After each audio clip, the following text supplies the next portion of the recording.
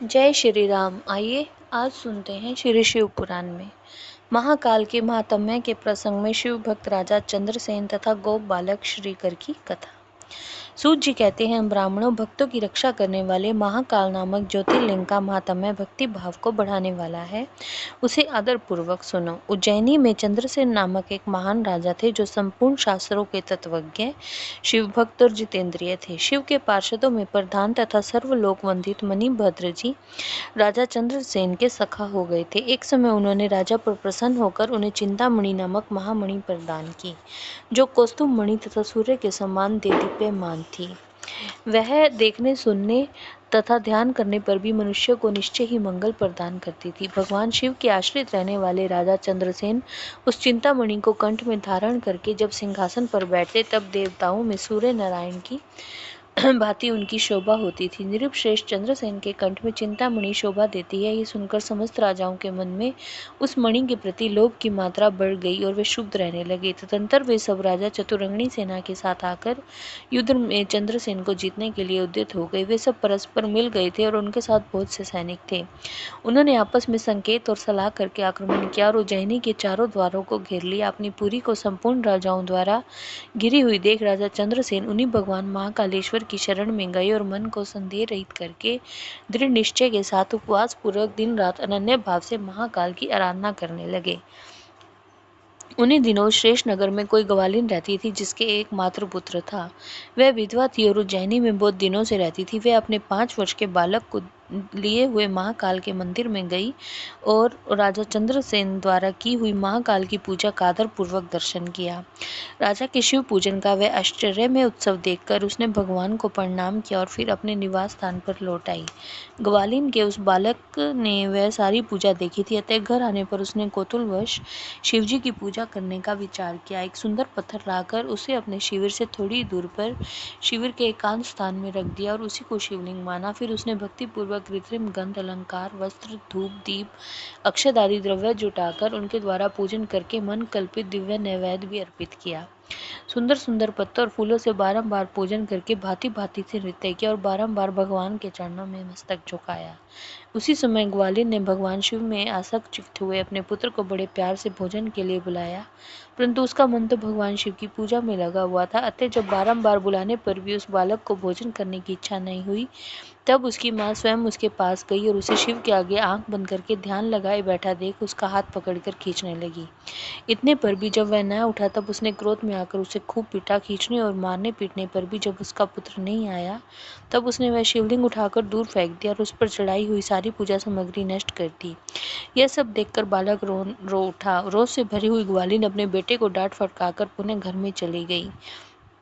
भगवान शिव की पूजा को माता के द्वारा नष्ट की हुई देखकर वह बालक देव देव महादेव की पुकार करते हुए सहसा मूर्छित होकर गिर पड़ा। उसके नेत्रों से आंसुओं की धारा प्रवाहित होने लगी। 2 घड़ी बाद जब उसे होश आया और उसने आंखें खोली, तो उसने शिशु ने देखा उसका वही शिविर भगवान शिव के अनुग्रह से तत्काल महाकाल का सुंदर मंदिर बन गया। मणियों के चमकीले खंभे उसकी शोभा बढ़ा रहे थे। वहां की भूमि स्फटिक मणि से जड़ दी गई थी। तपाए हुए सोने के बहुत से विचित्र कलश उस शिवालय को सुशोभित करते थे। उसके विशाल द्वार, कपाट और प्रधान द्वार स्वर्ण में दिखाई देते थे। वहां बहुमूल्य नील मणि और हीरे के बने हुए चबूतरे शोभा दे रहे थे। उस शिवालय के मध्य भाग में दया निदान शंकर का रत्नमय लिंग प्रतिष्ठित था। ग्वालिन के उस पुत्र ने देखा उस शिवलिंग पर उसकी अपनी ही चढ़ाई हुई पूजन सामग्री सुसज्जित है। यह सब देखकर वह बालक सहसा उठकर खड़ा हो गया और उसने मन ही मन बड़ा आश्चर्य हुआ और वह परमानंद के समुद्र में निमग्न सा हो गया। तदंतर भगवान शिव की स्तुति करके उसने बारंबार उसके चरणों में मस्तक झुकाया और सूर्यास्त होने के पश्चात वह गोप बालक शिवालय से बाहर निकला।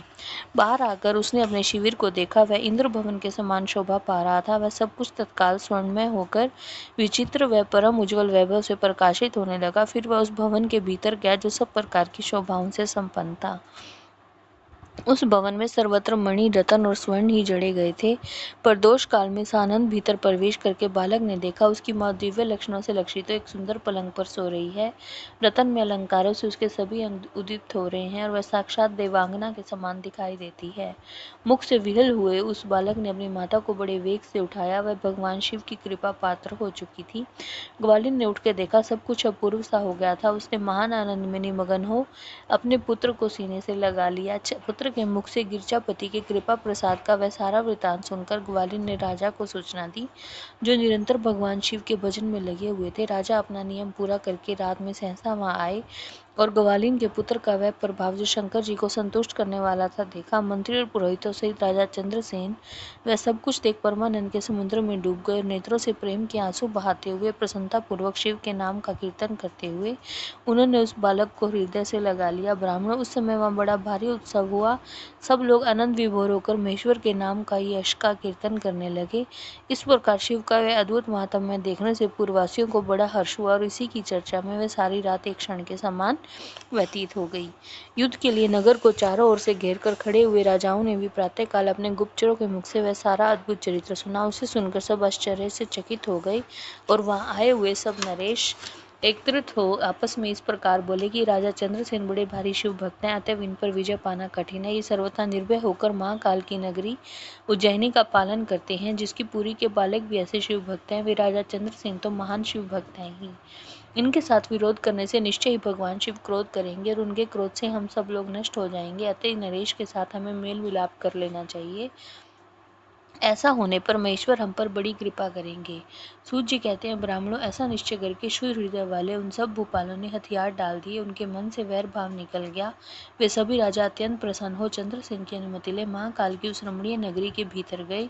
वहां उन्होंने महाकाल का पूजन किया। फिर वे सब के सब उस ग्वालिन के महान अभूतपूर्ण दिव्य सौभाग्य की भूरी भूरी प्रशंसा करते हुए उनके घर पर गए। वहां राजा चंद्रसेन ने आगे बढ़कर उनका स्वागत सत्कार किया।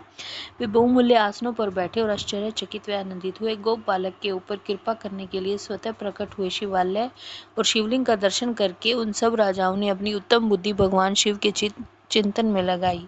तदंतर उन सारे नरेशों ने भगवान शिव की कृपा प्राप्त करने के लिए उस गोप शिशु को बहुत सी वस्तुएं प्रसन्नता पूर्वक भेंट की। संपूर्ण जनपदों में जो बहुसंख्यक गोप रहते थे, उन सब का राजा उन्होंने उसी बालक को बना दिया। उस समय समस्त देवताओं से पूजित परम तेजस्वी वानर राज हनुमान जी वहां प्रकट हुए। उनके आते ही सब राजा बड़े वेग से उठकर खड़े हो गए।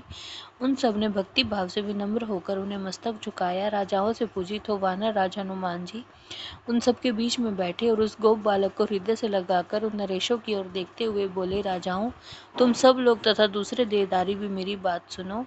इससे तुम लोगों का भला होगा। भगवान शिव के सिवा देहधारियों के लिए दूसरी कोई गति नहीं है। यह बड़े सौभाग्य की बात है कि इस गोप बालक ने शिव की पूजा का दर्शन करके उनसे प्रेरणा ली और बिना मंत्र के भी शिव का पूजन करके उन्हें पा लिया।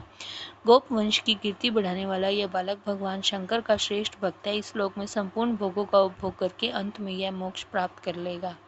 इसकी वंश परंपरा के अंतर्गत 8वीं पीढ़ी में महायशस्वी नंद उत्पन्न होंगे, जिनके यहाँ साक्षात भगवान नारायण उनके पुत्र रूप से प्रकट हो श्री कृष्ण नाम से प्रसिद्ध होंगे। आज से यह गोप कुमार इस जगत में श्रीकर नाम से विशेष विख्याति प्राप्त करेगा। सूत जी कहते हैं, ब्राह्मणों, ऐसा कहकर अंजनी नंदन शिव रूप वानर राज हनुमान जी ने समस्त राजाओं और महाराज चंद्रसेन को भी कृपा दृष्टि से देखा। तदंतर उन्होंने बुद्धिमान गोप बालक श्रीहर को अपनी बड़ी प्रसन्नता के साथ शिवोपासना के उस आचार व्यवहार का उपदेश दिया जो भगवान शिव को बहुत प्रिय है। इसके बाद परम प्रसन्न हुए हनुमान जी चंद्रसेन और श्रीहर से विदा ले उन सब राजाओं को देखते देखते वहीं अंतर ध्यान हो गए। वे सब राजा हर्ष में भरकर सम्मानित हो महाराजा चंद्रसेन की आज्ञा ले जैसे आए थे वैसे ही लौट गए। महातेजस्वी श्रीकर भी हनुमान जी का उपदेश पाकर धर्मज्ञ ब्राह्मणों के साथ शंकर जी की उपासना करने लगा। महाराज चंद्रसेन और गोप बालक श्रीकर दोनों ही बड़ी प्रसन्नता के साथ महाकाल की सेवा करते थे। उन्हीं की आराधना करके उन दोनों ने परम पद प्राप्त कर लिया। इस प्रकार महाकाल नामक शिवलिंग सत्पुरुषों का आश्रय है। भक्त वत्सल शंकर दुष्ट पुरुषों का सर्वथा हनन करने वाले हैं। यह परम पवित्र रहस्य में आख्यान कहा गया है जो सब प्रकार का सुख देने वाला है। यह शिव भक्ति को बढ़ाने तथा स्वर्ग की प्राप्ति कराने वाला है। जय श्री राम।